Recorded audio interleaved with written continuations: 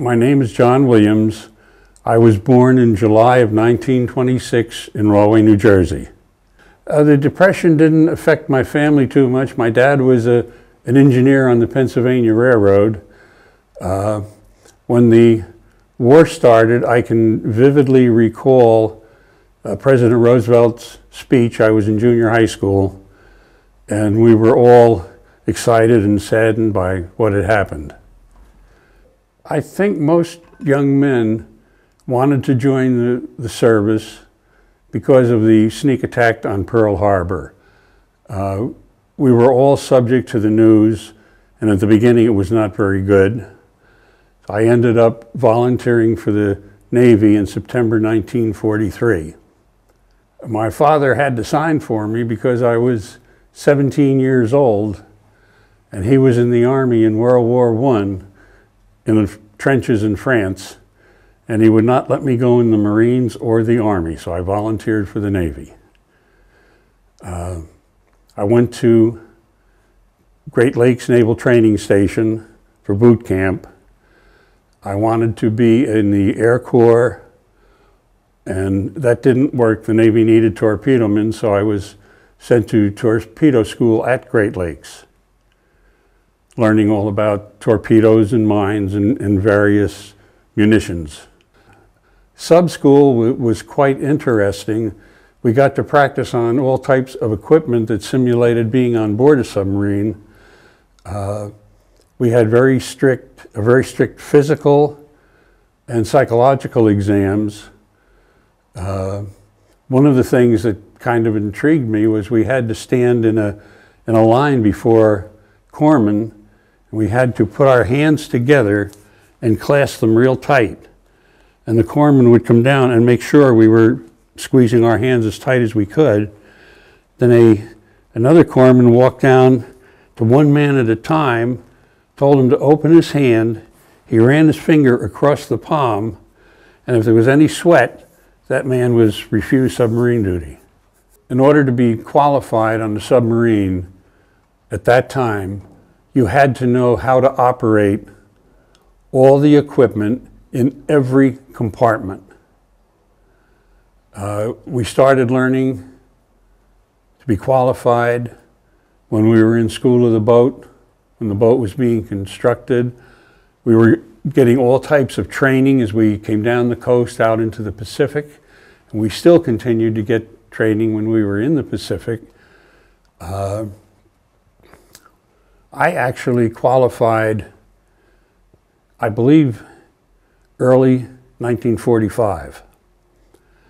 And the way they checked the qualification is an officer would get the men who were not qualified but ready for testing, and you would start in the forward torpedo room, and you'd walk aft in each compartment, and he would ask you questions about various equipment.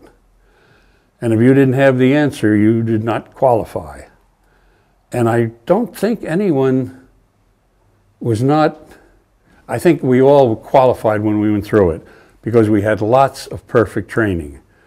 We were well trained, we were well treated, and a happy crew. We were commissioned, the Lionfish was commissioned on November 1st of 1944 in the Piscataqua River at Portsmouth. We did our trial runs in the North Atlantic. It was very stormy. We had heavy winter gear plus rain gear. I was one of the lookouts at the time. And it was really cold and miserable. I don't think I've ever been so cold in all my life.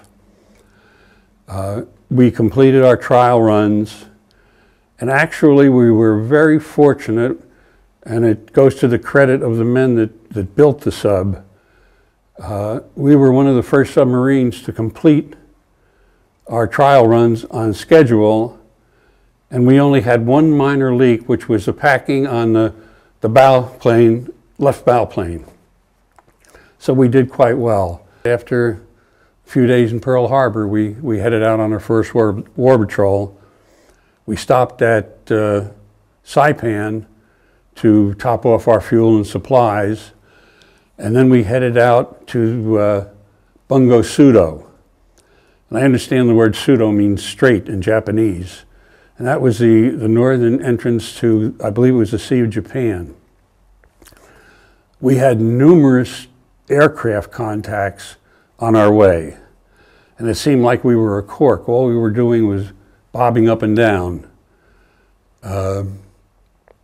We later found out that about 75% of those contacts were American planes chasing us down. We proceeded into the Yellow Sea. There was not too much Japanese shipping.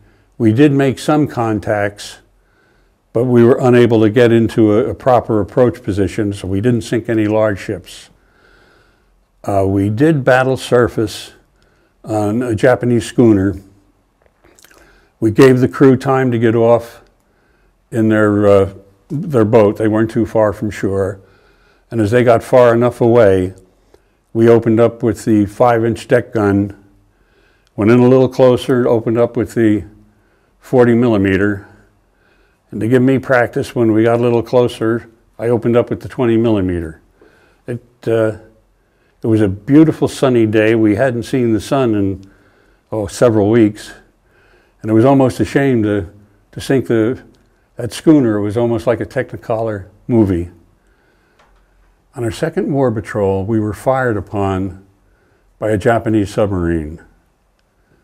And we were actually in the conning tower getting ready to surface at night. We had started up. Our vents were closed. We were blowing compressed air into the storage tanks, ballast tanks. And then all of a sudden we got the report, torpedo on the port side. I think we all froze. Our gunnery officer, Lieutenant Cravens, I give him all the credit in the world, gave the order to open the vents, dive, flood every tank we could. And it seemed that we just hung suspended in the water for a long time, but it really didn't take that long. We started down again, and we could hear the gearing in the torpedo as it got louder, and it finally passed away from us. The noise in the water being what it is, I don't know if it missed us by 3 feet or 100 yards, but it was noisy and we froze. Well, after the torpedo attack, we were again off Bungo Sudo, and we were getting ready to surface one morning, and I don't recall the date, and we made contact with a Japanese I-class submarine. We made an approach on it, fired 2 torpedoes, and it was a timed torpedo hit. 1 torpedo is enough to blow a submarine in half if it hits it in the right place.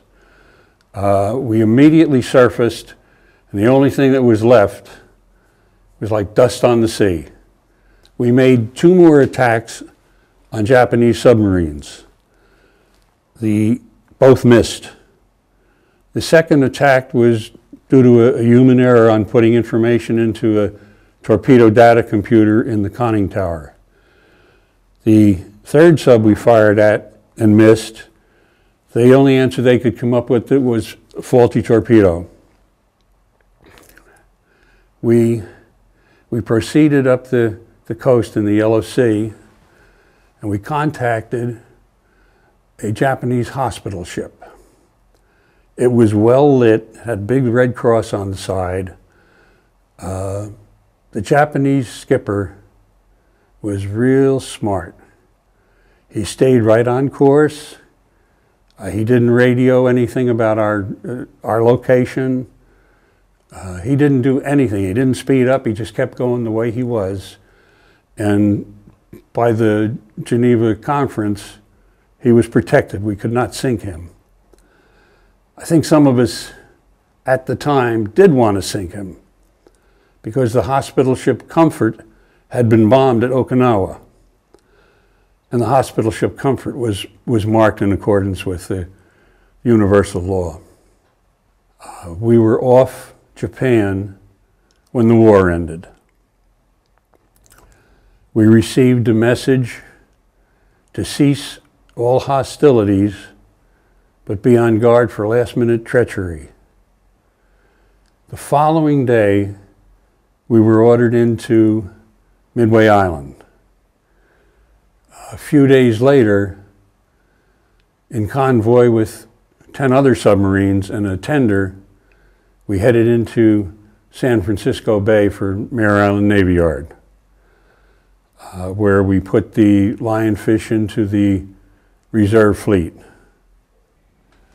And what would happen here, we would indicate when the tubes were ready. The torpedoes were actually fired by an order from the captain in the conning tower.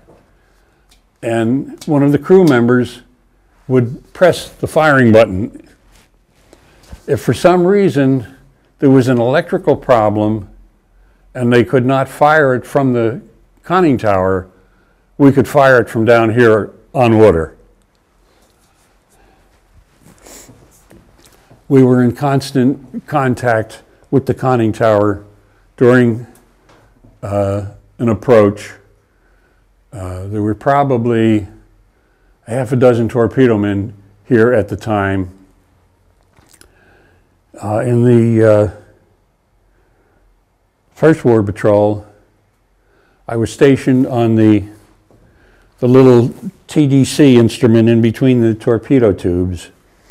And actually what that did, it copied what was being done in the torpedo data computer in the control room. But this one actually set the depth in the torpedoes, the gyroscope angle, based on what was coming down from the conning tower. In the Second War Patrol, I was stationed between the tubes on these safety interlocks. And it was my duty, when the submarine was ready to fire the torpedoes, to make sure all the spindles that were inside the tubes that went into the torpedo to set depth, etc., were lifted out so we could fire. The torpedo was a real snug fit in the tube. By tightening this wheel here, you would push the other end of it up against the torpedo to hold it tight in there, so as you were traveling around, you weren't having the torpedo run back and forth. We made sure the torpedoes were ready to be fired, were in good condition, that the tubes were set properly, all the equipment was ready to go and could be fired upon orders fired either from the conning tower or here if there was a problem with the conning tower controls. One thing I would like to mention, and I would like the people who in the future come through here to view this taping, think of all the submariners that were killed on the 52 submarines that were lost in World War II. We were a small elite group. We were known as members of the Silent Service because during the war, no information was published about submarine attacks and successes and losses against the enemy.